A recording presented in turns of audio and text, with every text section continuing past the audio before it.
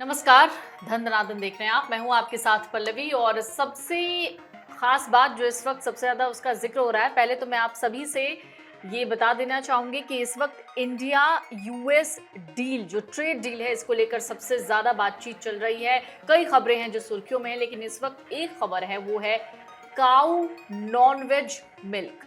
अब ये क्या है? दरअसल अमेरिका जो है वो भारत को दूध बेचना चाहता है। अब ये दूध कोई हिंदुस्तानी गाय का दूध नहीं है। आप ये ऐसे मत समझिएगा कि ये गाय का दूध है और भारत को अमेरिका बेचना चाहता है। ये दूध दरअसल नॉनवेज मिल्क है। अब इस नॉनवेज मिल्क को समझने की कोशिश करेंगे। मेरे साथ मेरे सहयोगी वरुण इस वक्त हैं। आखिरकार इस पर सीधे बिग नो जो है वो इंडिया ने अमेरिका को क्यों कह दिया है, इस डील पर बात क्यों अटक गई है, क्यों इस वक्त काऊ मिल्क पर फाइट चल रही है। सबसे पहले तो वरुण, मैं आपसे समझना चाहूंगी कि ये नॉनवेज मिल्क क्या है। मतलब हम तो हमेशा मिल्क को वेज की कैटेगरी में भी नहीं रखते, हम तो मिल्क को मिल्क समझते हैं। बिल्कुल। देखिए, वेज, नॉन वेज और वीगन, मोटे तौर पर ये तीन जो डाइट हैं, ये अमूमन लोगों के बीच में चर्चा का विषय रहती हैं। बहुत से लोग दूध को नॉन वेज मानकर चलते हैं और वो वीगन डाइट को अपनाते हैं। लेकिन यहाँ चर्चा उसके पार है। यहाँ चर्चा ये है कि जो दूध अमेरिका भारत में बेचना चाहता है, जो डेयरी उत्पाद अमेरिका भारत में बेचना चाहता है, निर्यात करना चाहता है और भारत के ऊपर ये दबाव बना रहा है कि आप हमसे ये चीजें लीजिए, वो जो डेयरी प्रोडक्ट हैं वो ऐसी गाय के दूध से तैयार किए गए हैं जो गाय नॉनवेज खाती है। अभी तक हम भारत में जब हम रहते हैं, हमने बचपन से अपने गांवों में, अपने खेतों में, जहां भी मेरी जो भी उम्र है, मैंने जहां भी देखा है, हमेशा गाय को चारा खाते देखा है। बिल्कुल। और कुछ कुछ चीज़ें हैं, कुछ बहुत प्यार से, लाड प्यार से हम देखते हैं, खबरें आती हैं उस तरीके की, बादाम खाता है भैंसा, हम ये देखते हैं कि उसको काजू खिलाए गए वगैरह वगैरह। लेकिन अगर आपसे ये कहा जाए कि गाय नॉनवेज खाती है और उस गाय का दूध आप क्या लेंगे? क्योंकि हमारे यहाँ गाय को बहुत पवित्र माना जाता है, माँ का दर्जा दिया जाता है। अब यहाँ पर क्या है कि हम गाय के दूध से न केवल उसका दूध इस्तेमाल करते हैं, छोटे बच्चों को गाय के दूध पीने की सलाह दी जाती है, उसका दही बनाते हैं, उसका पनीर बनता है, उसका घी बनता है, उसका मक्खन होता है, कई चीज़ें होती हैं जो डेयरी प्रोडक्ट के अंदर जुड़ी होती हैं। अब उस गाय का जो घी है हम पूजा पाठ में इस्तेमाल करते हैं, हमारे लिए वो हमारी धार्मिक आस्था का विषय है। अब अचानक अमेरिका की जो गाय है उसका दूध भारत आए, उसका जो घी है वो आपके घरों में पहुंचे, क्या आप उस घी से अपने मंदिर में पूजा करेंगे? ये एक बहुत बड़ा सवाल है। रिपोर्ट हमारी जो है वो हमें ये बताती है कि भारत की जो गायें हैं उनको हम शाकाहारी आहार देते हैं, वेजिटेरियन फीड देते हैं। हमारी सांस्कृतिक और धार्मिक जो परंपराएं हैं उनके कारण हम ऐसा करते हैं। और भारत ये चाहता है कि जो भी दूध या डेयरी प्रोडक्ट अमेरिका से आए वो ऐसे जानवरों से हो जिनको शुद्ध शाकाहारी आहार दिया गया हो। लेकिन अमेरिका इस बात से सहमत नहीं है। अमेरिका में दो तरीके के खाने जानवर को दिए जाते हैं। जो गाय वहां पर खाती हैं उसमें एक खाना तो इस तरह का होता है, जो खून है उसको सुखाकर उसका आहार बनाया जाता है जिसमें प्रोटीन होता है जो गाय को खिलाया जाता है। जो बचे हुए अवशेष होते हैं दूसरे जानवरों के बूचड़ खाने से, वो अवशेष आते हैं, उसको चारे में मिलाकर वो गाय को खिलाया जाता है ताकि गाय को प्रोटीन ज़्यादा से ज़्यादा मिल सके, वो ज़्यादा से ज़्यादा दूध दे सके। वहाँ पर ऑक्सीटोसिन के इंजेक्शन वगैरह नहीं लगाए जाते, वहाँ इस तरीके की चीज़ें होती हैं। लेकिन अब ये भारत के लिए तो बहुत बड़ा प्रश्न हो गया। एक गाय जो नॉनवेज खा रही है तो उसके दूध को आप क्या मानेंगे, वेज के नॉनवेज? बिल्कुल। और उसका जो डेयरी प्रोडक्ट हैं, जो बाय प्रोडक्ट हैं, चाहे वो पनीर हो, चाहे वो मक्खन हो, चाहे वो दही हो, चाहे वो घी हो, उसको आप क्या मानेंगे, वेज के नॉनवेज? आपकी रसोई में क्या वो स्वीकार होगा या नहीं होगा? भारत के लोगों के लिए ये आस्था का विषय है, भारत के लोगों के लिए ये बहुत बड़ा सवाल है। और ऐसा नहीं है इस बात को सरकार नहीं जानती है, सरकार अमेरिका पर इस बात को लगातार कह रही है कि जो भी दूध या डेयरी प्रोडक्ट अमेरिका से आए वो ऐसे जानवरों का हो जिनको शुद्ध शाकाहारी आहार दिया गया हो। भारत की जो डेयरी उत्पादन प्रणाली है उसमें देखेंगे आप कि वो ज़्यादातर कहते हैं भारत गांवों में बसता है। हम्म, तो ये जो हमारी जो डेयरियां हैं, जो छोटे छोटे किसान हैं, ये सारे के सारे अपने गांवों में, कस्बों में छोटी छोटी डेयरियां चलाते हैं और हम्म, आसपास के जो पूरे इलाके होते हैं वो यहीं से दूध लेते हैं, यहीं से घी, मक्खन, पनीर, दही ये सब लिया करते हैं। 8 करोड़ लोग भारत के ऐसे हैं जो सीधे तौर पर इस रोजगार से जुड़े हुए हैं। हम्म, अमेरिका में डेयरी प्रोडक्ट पर सब्सिडी है, यानी वहां डेयरी प्रोडक्ट बहुत सस्ते हैं। अच्छा, और वो सब्सिडी वाले जो प्रोडक्ट हैं अगर वो भारत में आते हैं तो यकीनन जो हम दूध खरीदते हैं वो उससे सस्ता हो वो जाए। उससे कम से कम 15% सस्ता होगा। हम्म, और हमारे देश के जो किसान हैं, जो इस पूरी अर्थव्यवस्था से जुड़े हुए हैं, डेयरी अर्थव्यवस्था से, इनको 1 लाख करोड़ साल का नुकसान होगा। 1 लाख करोड़ रुपया सालाना नुकसान हमारे देश के किसानों को होगा। एसबीआई ने ये रिपोर्ट पब्लिश की है जुलाई 2025 में। हम्म, इसके बाद इस पूरी जो चर्चा है उस पर बहुत ज़्यादा बहस हो गई। हम्म, अब हमारे देश में आप समझिए कि किसान जो गुट हैं वो पूरी तरीके से, उनका कहना है कि अगर ऐसा कोई भी प्रोडक्ट भारत में आता है तो हम उसके खिलाफ हैं, हम सड़कों पे उतरेंगे। अब हमारे देश के जो छोटे डेयरी से जुड़े जो लोग हैं उनकी नौकरियों पर संकट होगा। 8 करोड़ लोग यदि इस काम में जुड़े हुए हैं और इस रोजगार से जुड़े हुए हैं तो उनके रोजगार पर संकट होगा। तो यकीनन आप मानिए कि सरकार को बहुत बड़े पैमाने पर वो नाराजगी झेलनी पड़ सकती है और ये बात सरकार पहले से समझती है, इसीलिए सरकार ने अपना पक्ष वहां। अच्छा वरुण, एक बहुत इंपॉर्टेंट बात जो कि आप बता रहे थे उस बीच में मुझे एक एक सवाल है जो मेरे जैसे कई लोगों के जहन में होगा कि अमेरिका में भी बहुत से भारतीय रहते हैं। जी वहाँ जिस दूध की बात हम कर रहे हैं, नॉनवेज मिल्क, वहाँ भारतीय पूजा पाठ करते होंगे, मंदिर है, वहाँ भी वही दूध चढ़ाएंगे। बिल्कुल, देखिए ये एक बहुत महत्वपूर्ण और बहुत बड़ा सवाल है। हाँ, मुझे ऐसा लगता है कि अभी तक ऐसा कोई सर्टिफिकेशन अमेरिकी गवर्नमेंट ने जारी नहीं किया जो ये साबित करे कि ये गाय वेजिटेरियन खाना इसको दिया गया और इस गाय को नॉन वेजिटेरियन खाना दिया गया। अभी तक ऐसा कोई सर्टिफिकेशन नहीं है। भारत सरकार का, प्रधानमंत्री कार्यालय का, वाणिज्य मंत्रालय का यही कहना है अमेरिका से कि आप हमें एक शाकाहारी फीड सर्टिफिकेशन दीजिए। जो डेयरी प्रोडक्ट आप भारत में बेचने की बात कर रहे हैं उस पर हमें एक सर्टिफिकेट दीजिए कि इस गाय ने वेजिटेरियन खाना खाया था। अब जो रिपोर्ट आई है उसमें लिखा है कि डेयरी जैसे संवेदनशील सेक्टर को इस डील में शामिल करना सरकार की प्राथमिकता नहीं है। रिपोर्ट ये कहती है कि हम अपनी शाकाहारी फीड सर्टिफिकेशन की नीति को नहीं बदलेंगे, हमारी शर्त अमेरिका से यही है। आपका इसीलिए जो सवाल था, चूंकि उनके पास कोई सर्टिफिकेट ही नहीं है तो वहां जो रहने वाले भारतीय हैं उनको वाकई नहीं पता कि वो क्या खा रहे हैं, वो किस तरह का फूड इस्तेमाल कर रहे हैं। अच्छा, जो ग्रीन सर्टिफिकेशन है जो कि वेज की ओर इशारा करता जी। है, अगर ये सर्टिफिकेशन अमेरिका की तरफ से मिल जाता है, एक सपोज हम इसे मान लेते हैं, और भारत में अमेरिका का दूध बिकना शुरू हो जाता है, तो भी तो सीधा नुकसान उन किसानों को ही होगा। तो क्या एक बार फिर से किसान आंदोलन जैसी एक तस्वीर भारत में देखने को मिल सकती है? हाँ बिल्कुल, और इसीलिए प्रधानमंत्री मोदी ने हाल में कहा कि भारत की प्राथमिकता किसानों की सुरक्षा है। अब ये जो डील है ये भारत के लिए और अमेरिका के लिए, दोनों के लिए बहुत महत्वपूर्ण है। डील इसलिए भी महत्वपूर्ण है क्योंकि दोनों देशों के बीच में आयात निर्यात का जो रिश्ता है वो बहुत अच्छा है। भारत अपना बहुत सारा सामान अमेरिका में बेचता है। अगर भारत और अमेरिका के बीच जो ट्रेड डील है अगर वो फाइनल हो जाती है तो भारत को इससे बहुत फायदा होगा। भारत अपने और ज्यादा सामान अमेरिका में बेच पाएगा। जी। लेकिन अब इसके बीच में अमेरिका की चिंता यह है कि अमेरिका का जो सामान भारत में बिकता है वो बहुत कम अनुपात में बिकता है। अ, अमेरिका इस बात से बहुत परेशान है और अमेरिका चाहता है कि हम ज्यादा सामान भारत में बेचें, इसीलिए वो भारत के डेयरी सेक्टर में घुसना चाहता है। अभी तक फिलहाल हमारी तरफ से ना है। हम ये चाहते हैं कि डेयरी सेक्टर में आप ना घुसो, और अगर घुसो तो कम से कम हमें ये सर्टिफिकेट दो कि आपकी गाय वेजिटेरियन है, वो वेज खाना खाती है। अमेरिका ने यह भी कहा कि वेजिटेरियन फीड सर्टिफिकेशन ये एक अनुचित और गैर शुल्कीय बाधा, अनजस्टिफाइड नॉन टैरिफ बैरियर है।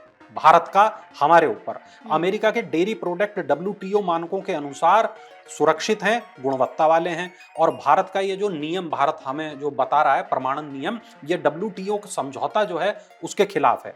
अमेरिका ने ये भी तर्क दिया कि भारत जानबूझकर अपने बाजार को अमेरिका के लिए बंद कर रहा है और इस तरह से वो US डेयरी उद्योग को अपने देश से बाहर रखने की कोशिश कर रहा है। अमेरिका की जो डेयरी लॉबी है, वहां पे लॉबिंग बहुत ज्यादा चलती है, तो वो जो लॉबी है US डेयरी एक्सपोर्ट काउंसिल और नेशनल मिल्क प्रोडक्ट फेडरेशन इस शर्त को हटाने का भारत के ऊपर लगातार दबाव डाल रहे हैं। अमेरिका 2025 में अमेरिका ने जुलाई 2025 में WTO में भी ये मामला उठाया है और कहा कि भारत का जो वेजिटेरियन फीड सर्टिफिकेट है, इसकी ये जो शर्त है, ये हमारे उत्पादों को अवैज्ञानिक आधार पर रोक रही है और व्यापार समझौतों के खिलाफ है। यानी अमेरिका इतना भड़क गया है भारत की इस शर्त से, लेकिन ये शर्त भारत के लिए बहुत महत्वपूर्ण है। तो क्या इस शर्त पर वरुण इंडिया US डील को कोई बड़ा इम्पैक्ट हो सकता है? क्या इस डील में कोई रुकावट आ सकती है, कहीं अटक सकती है ये डील? जी देखिए, अमेरिका ये चाहता है कि डेयरी के अलावा अमेरिका का मक्का, चूंकि अमेरिका में मक्का बहुत बड़े पैमाने पर पैदा होता है, सोयाबीन, गेहूं, इथेनॉल, ये जितनी चीजें हैं यानी कि कृषि के जो उत्पाद हैं, ये अमेरिका से भारत आए और भारत में बिकें, क्योंकि भारत में इनका बड़ा बाजार है। आपने देखा होगा पिछले दिनों हमने इथेनॉल से कार चलाने की बातें की। आपने देखा होगा कि जो गेहूं की कीमतें हैं उसको लेकर, MSP को लेकर पिछले दिनों हमारे देश में तमाम विवाद हुए। हमारे देश के किसान ये चाहते हैं कि हम कीमतें बढ़ाएं, और अगर अमेरिका का गेहूं हमारे पास में आता है तो क्या ये कीमतें और कम हो जाएंगी? अगर अमेरिका का गेहूं आया और सस्ते में आया तो क्या जो ग्राहक है वो अमेरिकी गेहूं खरीदेगा या भारत का किसान जो गेहूं उगा रहा है उसको खरीदेगा? हाँ, ये सोयाबीन से चूंकि तेल बनता है तो सोयाबीन का कई इस्तेमाल हो सकते हैं, मक्का के कई इस्तेमाल हो सकते हैं, कई चीजें हैं जो इस डील में अभी देखना बाकी है। लेकिन हाँ, इस बीच ये है कि डील खारिज भी नहीं हम कर सकते, क्योंकि पूरी दुनिया अर्थव्यवस्था पर टिकी है। अगर हम खरीदेंगे बेचेंगे नहीं तो काम चलेगा कैसे? भारत ने यह कहा कि हम इस डील के प्रति संवेदनशील हैं। हम कायदा कानून जो बनाएंगे भारत के किसानों को, डेयरी उत्पादकों को ध्यान में रखते हुए बनाएंगे।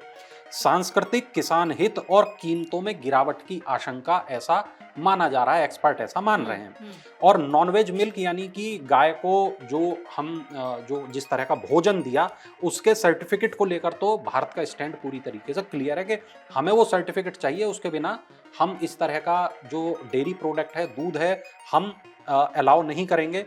अमेरिका मांग रहा है कि भारत पर ऑटो पार्ट, स्टील, एल्यूमिनियम के आयात टैरिफ घटाए जाएं, पर भारत इसमें दिलचस्पी अभी फिलहाल नहीं दिखा रहा है।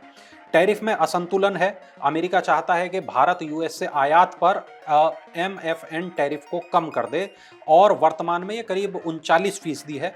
भारत चाहता है अमेरिका आगे बढ़े और जो रेसिप्रोकल टैरिफ हटाए, जैसे स्टील पर 25%, ऑटो पर 10% और यूरोपियन मानक जो हैं उनको अमेरिका अपनाए।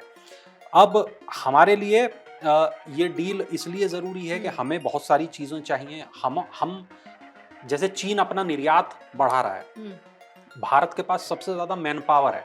भारत चाहता है कि हम निर्माण करें, हम निर्यात करें। अगर हम निर्यात करेंगे तो वहां से हमारे पास जो पैसा आएगा वो डॉलर में आएगा। हमारे देश का जो डॉलर भंडार है वो बढ़ेगा। अगर हमारे देश का डॉलर भंडार बढ़ेगा तो आज हम जो दुनिया में कहीं चौथे नंबर की अर्थव्यवस्था बन गए हैं, बहुत जल्दी हम तीसरे नंबर पर पहुंचेंगे, चीन के बाद हमारा ही नाम होगा। तो यदि हमें 3 नंबर की अर्थव्यवस्था बनना है, चूंकि हम पूरी दुनिया में सबसे तेजी से बढ़ती अर्थव्यवस्था इस वक्त भी हैं, तब हमारे लिए बहुत जरूरी है कि अमेरिका के साथ एक अच्छी डील हो। लेकिन वो डील हमारे किसानों की कीमत पर ना हो, वो डील हमारे डेयरी उत्पादकों की कीमत पर ना हो, और वो डील ऐसी हो जो भारत के पक्ष में हो, ना कि अमेरिका के पक्ष में हो। पल्लवी, एक जिस सवाल का जवाब आपने पहले ही दे दिया कि आखिरकार ये डील जो है वो इम्पोर्टेंट क्यों है, लेकिन वरुण और भी सवाल ऐसे हैं, जैसे कि मान लेते हैं कि US की तरफ से जो सर्टिफिकेट चाहिए, एक वेजिटेरियन जो ग्रीन सिग्नल सर्टिफिकेट होता है, बावजूद इसके जो किसान हैं भारतीय, वो लगातार आंदोलनरत हैं, लगातार सरकार से कुछ ना कुछ उनकी मांगे हैं, जी। चाहे वो एमएसपी को लेकर ही क्यों ना हो। इन सब के बीच में ये जो पूरी डील है, उस पर रेसिप्रोकल टैरिफ 1 अगस्त का एक वक्त है। अगर तब तक बात नहीं बनती है तो आपको क्या लगता है कि इसका एक इम्पैक्ट, अगर मैं नेगेटिव इम्पैक्ट के तौर पर देखूं, अमेरिका की तरफ से भारत पर क्या पड़ सकता है? देखिए, हमें यहाँ 2 चीज़ें समझनी पड़ेंगी। एक, हमें थोड़ा-सा ना ये देखना होगा कि भारत और अमेरिका के बीच में कुल व्यापार कितना होता है। बिल्कुल। तो 2020 में ये जो व्यापार था, ये करीब $78 बिलियन का था। 2021 में $113 बिलियन का हो गया। बढ़ा। 2022 में $128 बिलियन का हो गया। 2023 में $128.5 बिलियन हो गया। 2024 में $129.2 बिलियन हो गया। और 2025 के जो शुरू के 5 महीने हैं, अब तक $65 बिलियन को ये आंकड़ा पार कर चुका है। 2025 के अंत तक माना जा रहा है कि ये जो आंकड़ा है 150 बिलियन को पार कर जाएगा। भारत और अमेरिका दोनों ही देश ये चाहते हैं कि ये आंकड़ा 500 बिलियन को पार कर जाए। उसके लिए जरूरी है डील। अब 2020 से 2025 के बीच भारत ने अमेरिका को कितने का निर्यात किया। तो भारत ने अमेरिका को कितने का सामान बेच दिया। आप आसान भाषा में हमारे दर्शक ये समझें तो करीब $433.4 अरब का भारत ने सामान बेच दिया। 2020 में $51.3 अरब का सामान बेचा, 21 में $73.3 अरब का सामान बेचा, 22 में $85 अरब, 23 में $83 अरब, 24 में $87 अरब का सामान बेचा। और अब तक हम $47 अरब 2025 में इतना सामान हम बेच चुके हैं। तो लगातार हम मुनाफे में। बिल्कुल, लगातार हम इतना सामान हम बेच रहे हैं। और जो सामान हमें बेचा जा रहा है, मैं वो भी आंकड़ा बता देता हूं, $110 बिलियन से ज्यादा हम इस साल बेच सकते हैं सामान।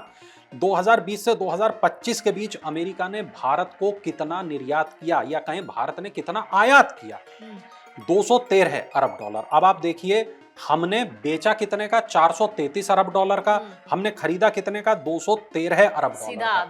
यानी कि हम अमेरिका से ज्यादा मुनाफे में हैं। तो ये जो व्यापार घाटा है, अमेरिका इस व्यापार घाटे को पूरा करना चाहता है। मतलब वो पूरा बैलेंस करना चाहता है कि 50-50 वाले फायदे में हम दोनों रहें। बिल्कुल। अब देखिए, भारत जो अमेरिका को जो सामान बेचता है, उसमें दवाइयां और फार्मास्यूटिकल्स हैं, जेनेरिक दवाइयां हैं, रत्न और आभूषण हैं, हीरा, सोना, चांदी से बने ये आभूषण हैं, टेक्सटाइल, रेडीमेड गारमेंट्स हैं, ऑर्गेनिक खाद्य पदार्थ और मसाले हैं, आईटी सेवाएं, software export, machinery, engineering good, खाद्य सामग्री जैसे बासमती चावल, चाय, हल्दी वहाँ बहुत बड़े पैमाने पर इस्तेमाल की जाती है। हल्दी के कैप्सूल भी होते हैं वहाँ। अच्छा। हाँ, और लोग अपने चूंकि वो खाने में तो हल्दी मिलाते नहीं, लेकिन हल्दी का कैप्सूल खाना नहीं भूलते। अच्छा। हाँ, और मोटर व्हीकल पार्ट और इलेक्ट्रिकल इक्विपमेंट, ये तमाम चीजें भी भारत अमेरिका को बेचता है। अमेरिका भारत को क्या क्या बेचता है, तो तेल और गैस, क्रूड ऑयल, एलएनजी, हवाई जहाज यानी कि एयरक्राफ्ट और उसके एविएशन के पुर्जे, इलेक्ट्रॉनिक उपकरण, मशीनरी, मेडिकल डिवाइसेस और उपकरण, डेयरी उत्पाद, पशु चारा, सोयाबीन जैसे कृषि उत्पाद अभी भी भारत खरीदता है अमेरिका से। अब ये पशु चारा क्या होता है? इसमें क्या प्रोडक्ट है, वो मैं समझना चाहूंगी। जी देखिए, जो पशु चारा अभी हम खरीद रहे हैं, हमारे देश के अंदर में बहुत सारी ऐसी डेयरियां हैं जो बहुत खास क्वालिटी की वहाँ पर गाय होती हैं, जिनको हम A2 काऊ कहते हैं। ओके, और हाँ, और उनका जो दूध है वो खास तकनीक से निकाला जाता है, खास जो देश के अमीर लोग हैं उन तक पहुंचाया जाता है। तो उन गायों के लिए चारा भी स्पेशल आता है। अच्छा। हाँ, तो ये वो चारा है। साथ में आप देखें कि नॉनवेज फूड प्रोडक्ट भी अमेरिका से भारत को आते हैं। प्लास्टिक और उच्च गुणवत्ता वाले केमिकल्स, ये तमाम चीज़ें भी भारत लेता है। अब देखिए, जो टर्म ऑफ रेफरेंस है वो तैयार हो चुका है। दोनों देशों ने जो एक द्विपक्षीय ट्रेड डील है उसके लिए पूरा मसौदा तैयार कर लिया है। बीटीए की जो रूपरेखा तय करने के लिए स्वीकार किया था, टर्म ऑफ रेफरेंस। मार्च 2025 में पीएम मोदी और ट्रंप के बीच बैठक एक हुई, उसमें ये सब चीजें तय हो चुकी थी। अप्रैल, मई, जून में दोनों देशों की तकनीकी और विशेषज्ञ टीमों ने 4 राउंड की बातचीत ऑलरेडी कर चुकी है। भारत और वॉशिंगटन टीम एक बार फिर जुलाई में डील पूरा करने की तैयारी में है। अभी भी माना जा रहा है कि ये डील जुलाई में तकरीबन तय हो जाएगी।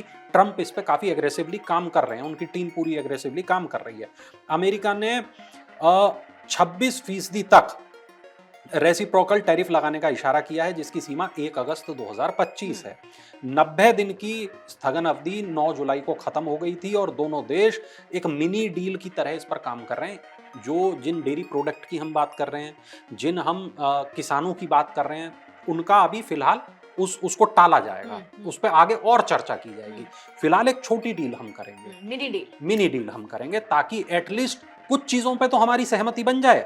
ठीक है, हमारी सहमति सर्टिफिकेशन पे नहीं बन रही, हमारी सहमति डेयरी प्रोडक्ट पे नहीं बन रही, हमारी सहमति इसलिए भी नहीं बन रही क्योंकि हमारे किसानों को नुकसान हो सकता है, लेकिन कुछ चीजों पे तो हम लोग एकमत हैं, कुछ चीजों पे सहमत हैं, तो उतना अपन अभी फिलहाल डील करते हैं, बाद का बाद में देखेंगे। इसके बाद डेयरी प्रोडक्ट को लेके भारत साफ कह चुका है कि ये नॉन नेगोशिएबल है। हमारी सरकार, हमारे जो मंत्रालय हैं संबंधित, वो इस चीज को कह चुके।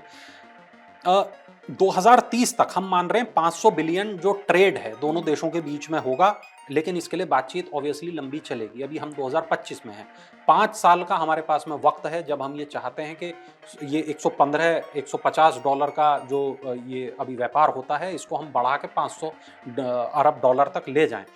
अब 15 जुलाई 2025 को ट्रंप ने कहा कि इंडोनेशिया के साथ जैसी डील हुई वैसी भारत के साथ भी होगी और will get access into India, यानी हमें भारत में रास्ता मिल जाएगा, ऐसा ट्रंप चाहते हैं।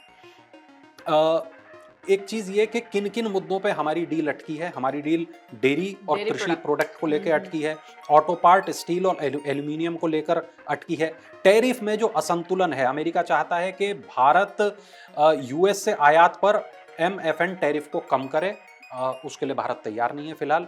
और कुछ जो टैरिफ का ये जो जितना भी अभी तमाम दर्शक हमारे खबरें लगातार देख रहे हैं, ये जितना भी टैरिफ वॉर है अमेरिका की तरफ से जो शुरू किया गया है, देशों के ऊपर जो थोपा गया है, भारत जैसे देशों के ऊपर भी, तो उससे निजात पाने के लिए जो संभव कूटनीतिक निर्णय हो सकते हैं उनको भारत अप्लाई करेगा। जरूरी ये डील इसलिए है क्योंकि अमेरिका को अपना ट्रेड डेफिसिट कम करना है। वो चाहता है भारत के बाजार हमारे लिए खुल जाएं। भारत को क्या चाहिए? भारत को चाहिए तकनीकी निवेश, टेक्नोलॉजी ट्रांसफर, वीजा रियायत और फार्मा और फूड एक्सपोर्ट की सुविधा। ये 4 चीजें हैं जिसको भारत को फिलहाल, जिनकी तुरंत जरूरत है। दोनों देशों का एक संयुक्त टारगेट है 500 बिलियन व्यापार 2030 तक, और ये डील इस दिशा में पहला कदम है। सवाल ये भी है कि डेयरी प्रोडक्ट जितने भी हैं, इसको लेकर क्या होगा आगे। हमारे देश के किसानों ने साफ कह दिया, बर्दाश्त नहीं किया जाएगा। हमारे जो यूनियंस हैं उनकी भी अभी से नजरें इस डील पर लग गई हैं, और इस चीज को मुझे लगता है कि सरकारें समझती हैं, मंत्रालय समझते हैं, मंत्री जानते हैं, प्रधानमंत्री समझते हैं, और मुझे नहीं लगता कि ऐसा कोई भी निर्णय जो भारत के किसानों के खिलाफ होगा उसको लिया जाएगा, चाहे उसकी कीमत कितनी भी बड़ी क्यों ना हो। बिल्कुल, और धार्मिक भावनाओं को आहत करने की भी बात कही गई थी। और सबसे बड़ी चीज़ तो यही है कि जिस तरीके से वरुण ने बताया कि एक मिनी डील पर अभी इस वक्त काम चल रहा है, जो बायलैटरल ट्रेड एग्रीमेंट है उस पर इस वक्त बातचीत चल रही है। दूध वाले पार्ट को, यानी नॉन-वेज मिल्क वाले पार्ट को भी अगर हम हटा देते हैं तो भी बहुत कुछ ऐसा है जो एक्सपोर्ट इंपोर्ट हो सकता है, और एक मिनी डील के तौर पर इस वक्त दोनों देश आपस में बातचीत कर रहे हैं। वरुण, बहुत ये जो पूरा टॉपिक था ये बहुत कॉम्प्लेक्स था, और मुझे लगता है कि जितनी आसान भाषा में आपने इस पूरे टॉपिक को समझाया है, इंडिया यूएस डील को, वो बहुत अच्छे से लोगों को समझ में आ गया होगा। फिर भी अगर आपको कोई कंफ्यूजन है तो कमेंट बॉक्स में लिखकर जरूर बताइएगा, क्योंकि आप इस वक्त गूगल पर ऑब्वियसली इंडिया यूएस डील को लेकर खबरें सर्च कर रहे होंगे, लेकिन एग्जैक्टली ये डील क्या है, इसके फायदे नुकसान क्या हैं, और काऊ मिल्क को लेकर इस वक्त किस तरीके की बहस छिड़ी हुई है, हम उम्मीद करते हैं कि वरुण ने जो समझाया होगा वो आपको क्विक समझ में आ गया होगा। फिर भी नहीं आया तो लिखकर कोई सवाल है तो बिल्कुल अगले एपिसोड में उनके जवाब भी देंगे। बिल्कुल जी, तब तक के लिए बहुत बहुत शुक्रिया। अगर आप ये वीडियो YouTube पर देख रहे हैं तो हमारे चैनल को सब्सक्राइब करें और बेल आइकन को दबाना ना भूलें। अगर आप Facebook पर ये वीडियो देख रहे हैं तो हमारे पेज को लाइक करें।